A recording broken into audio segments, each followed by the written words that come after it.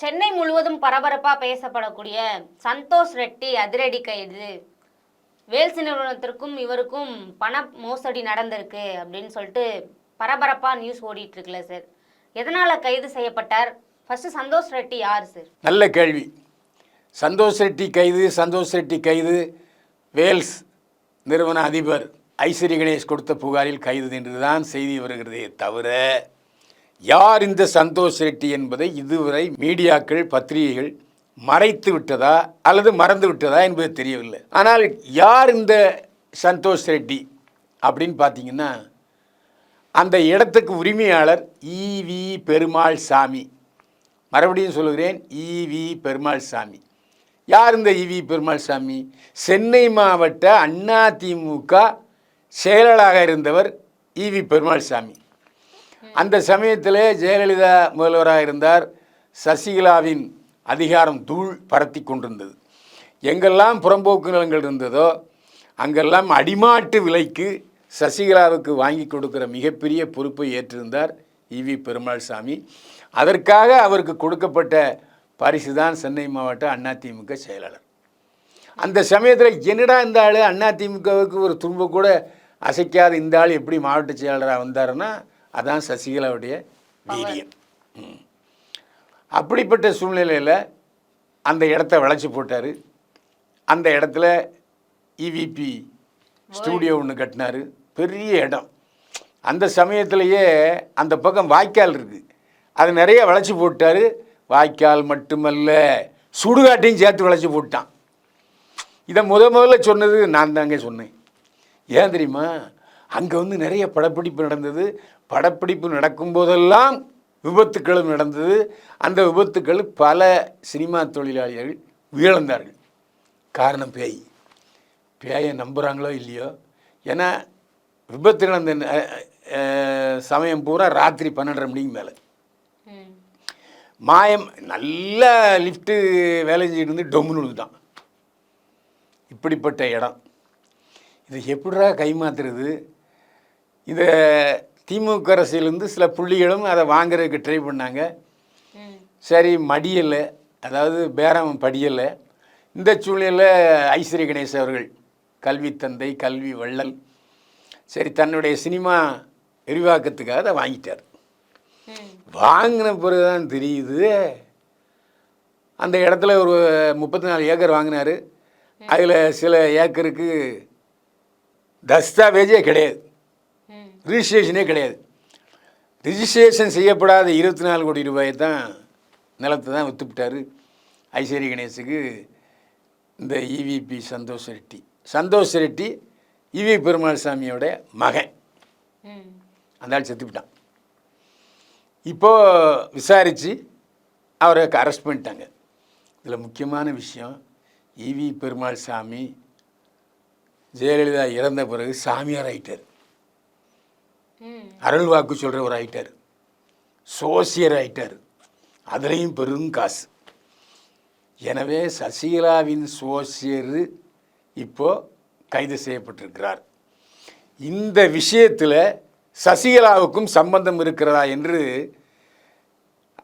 போலீஸார் துருவி விசாரணை செய்து கொண்டிருக்கிறார்கள். ஆனால் இதில் முக்கியமான விஷயம் என்னென்னா, ஜெயலலிதா ஆட்சி காலத்தில் முன்னுக்கு வந்தவர் ஐஸ்வரி கணேஷ். ஏன்னா அதிமுக ஆட்சியில் அவர் தான் மாணவர் அணி செயலாளராக இருந்தார். எனவே அவர் சசிகலா மீது புகார் கொடுப்பதற்கு வாய்ப்பு இல்லை. ஆனால் உண்மையை சொல்லி ஆகணுங்களா? பெருமாள் சாமி எப்படி நிலம் வாங்கினாருங்கிறத அவர் மகன் சொல்லுவார்ல. எனவே சசிகலாவை இந்த வழக்கில் சிக்க வைப்பார்களா என்பது போக போக தெரியும். அதிமுக செயலாளர் மாணவர் அணின்னு சொல்றீங்க, பட் தங்கம் தென்னரசு அவர்கள், கமலஹாசன் அவர்கள், அவங்க தானே சார் வந்து அந்த இதையே திறந்து வச்சாங்க. நீ சின்ன பொண்ணுமா, உனக்கு விவரம் தெரியாது. ஜெயலலிதா ஆட்சி பறிபோன பிறகுனா ஜெயலலிதா இறந்த பிறகு எடப்பாடி ஆட்சிக்கு வந்தார். புத்திசாலித்தனமாக கல்வி தந்தை, கல்வி கொடை வள்ளல் ஐஸ்வரி கணேஷ் அதிமுகவிலிருந்து விலகி விட்டார். இப்போ அவர் எந்த கட்சியிலும் இல்லை, நடுநிலையாளராக இருக்கிறார். சினிமா எடுக்கிறாரு, வெற்றிப்பட சினிமா எடுக்கிறாரு, நல்ல புதிய இளைஞர்களை உற்சாகப்படுத்துகிறார். பல இளைஞர்களை இயக்குனர் ஆக்குகிறார், நடுநிலையாளர். அதனால் கமலஹாசனை கூப்பிட்டாரு, அமைச்சரையும் கூப்பிட்டாரு. இப்போது அவர் முதலமைச்சரை கூப்பிட்டாலும் வருவார், துணை முதல்வரை கூப்பிட்டாலும் வருவார்.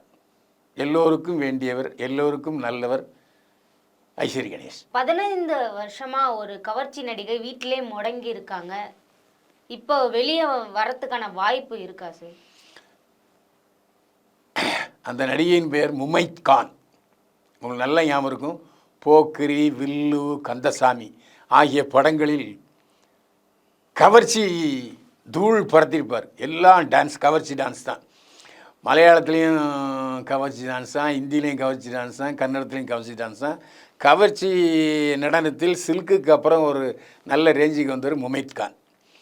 அவருக்கு ஒரு 10 ஆண்டுகளுக்கு முன்னால் திடீர்னு பக்கவாதம் ஏற்பட்டது, மூளையில் அதிர்ச்சி ஏற்பட்டது, கோமா ஸ்டேஜுக்கு போயிட்டார். அப்புறம் டாக்டர்கிட்ட அட்மிட் பண்ணாங்க. 15 நாள் கோமா ஸ்டேஜுக்கு அப்புறம் கொஞ்சம் கண் முழிச்சு பார்த்தாரு. அதுக்கப்புறம் டாக்டர் என்ன சொல்லிட்டாங்க, நீங்கள் நிறைய ஆடிட்டீங்க, எலும்பு நரம்புகள்லாம் கொஞ்சம் தொய்வாக இருக்குது, குறைஞ்சபட்சம் ஒரு 6 வருஷத்துக்கு நீங்கள் வீட்டிலே ரெஸ்ட் எடுக்கணும், எந்த வேலையும் செய்யக்கூடாது, உடற்பயிற்சி செய்யக்கூடாது, நடனக்கூடாதுன்னு தடை வைத்து விட்டார்கள். கடந்த 7 வருஷமாக வீட்டிலே முடங்கி கிடந்தார் முமைத் கான். இந்த நடன ஆடின உடம்பு, தேகப்பயிற்சி செய்த ஜிம் பாடிஸ்லாம் கொஞ்சம் ஓய்வு எடுத்தானே வச்சுங்க, உடம்பு உசுன்னு வீங்கிடும். இது ஒரு டிராபேக். தேகப்பயிற்சி செய்யும்போது உடம்பு சிக்குன்னு இருக்கும், தேகப்பயிற்சி செய்யலைன்னா உடம்பு ஏறிடும் ஆண்களுக்கு. அதே போல் நடனம் ஆடல்னு வச்சுங்க, புஷ்ஷுன்னு உடம்பு ஏறிடும். நீங்கள் பழைய நடிகைகள்லாம் பார்த்தீங்கன்னா அப்படி தான் இருக்கும். அதேமாதிரி அந்த கடைசி வரைக்கும் அந்த டான்ஸு பயிற்சியை செஞ்சுக்கிட்டே இருக்கணும், தேகப்பயிற்சி செஞ்சுக்கிட்டே இருக்கணும். உதாரணம் என்ன எடுத்துங்க, என்னையும் ஒரு வாரம் லேசாக எக்ஸசைஸ் பண்ணல, வாக்கிங் பண்ணல வச்சுங்க, ஒரு மாதிரி கேராகவே இருக்கும். ஸோ அதுவும் ஒரு போதை தான், அது எந்த சந்தேகமும் இல்லை. தொடர்ந்து அதை மெயின்டைன் பண்ணும். அந்த அடிப்படையில் இப்போ 7 வருஷத்துக்கு அப்புறம் இப்போ வெளியே வந்திருக்காரு முமைத் கான். ஆனால் அவர் வந்து ஹைதராபாத்தில் இப்போ செட்டில் ஆகிட்டார். ஹைதராபாத்தில் சிகை அலங்கார கூடம் ஒன்று வச்சுக்கிட்டு வயிற்று பிழப்பு ஓட்டிக்கிட்டு இருக்கார் முமைத் கான். இதில் இந்த கவர்ச்சி நடிகைகளுக்கே ஒரு சாபக்கேடு இருக்குது. அவங்க குடும்ப வாழ்க்கை நல்லா இல்லை அப்படின்னு நிறைய ஊடகங்களை பார்க்க முடியுது.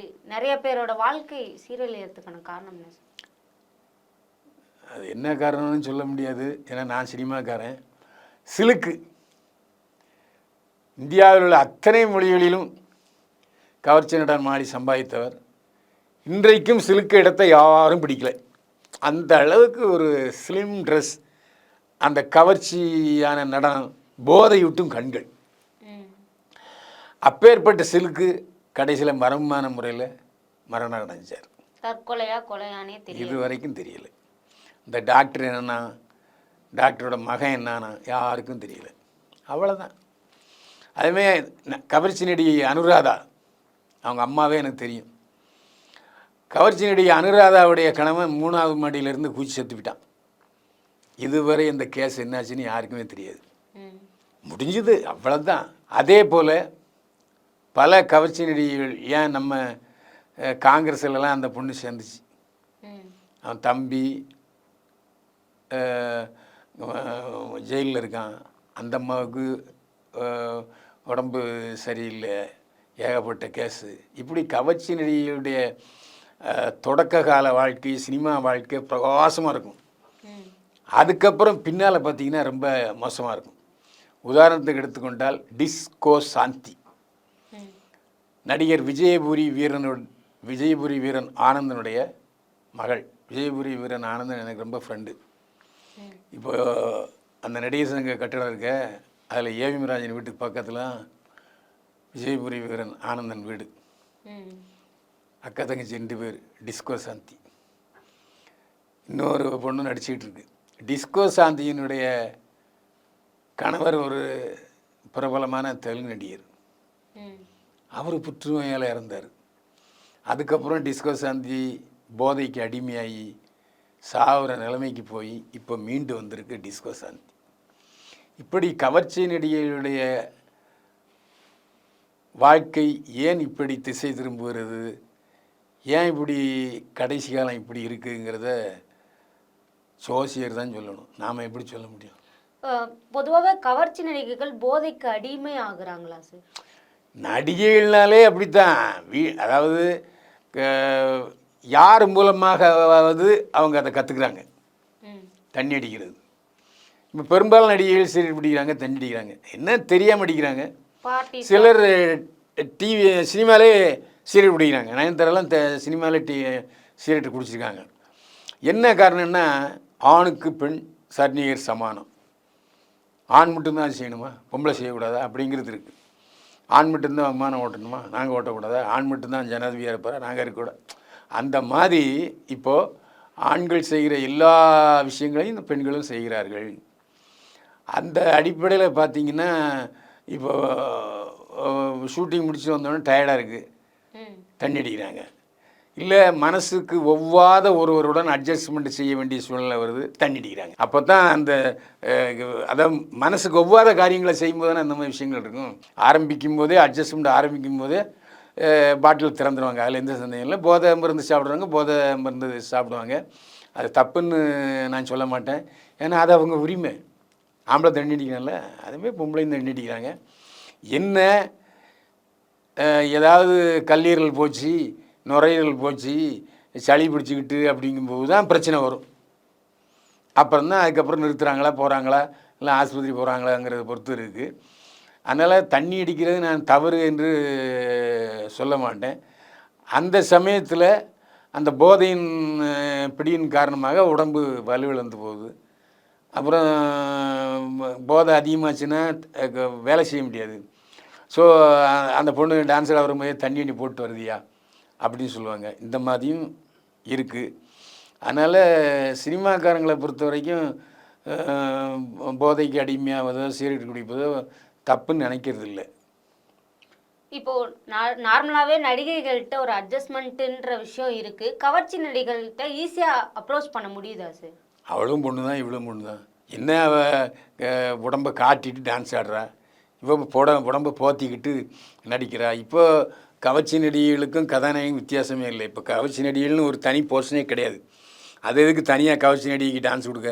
அந்த கவர்ச்சி நடந்த கூட நாடே ஆடிக்கிறேன்னு சொல்லி கதாநாயகிகளே அந்த காசையும் வாங்கி போட்டுருக்காங்க. ஸோ கதாநாயகிகளும் இப்போ காட்ட ஆரம்பிச்சிட்டாங்க. ஸோ அதில் அட்ஜஸ்ட்மெண்ட்டுங்கிறது எல்லாருக்கும் பொதுவானது தான். எல்லாரு மேலேயும் அந்த ஈர்ப்புத்தன்மை இருக்கிறது. இதுவரை எங்களுடன் பல்வேறு கருத்துக்களை பகிர்ந்தமைக்கு நன்றி சார். துணிச்சலாக பல கேள்வி கேட்ட உனக்கும் என்னுடைய பாராட்டு. மீண்டும் சந்திப்போம். வாழ்க வளமுடன்.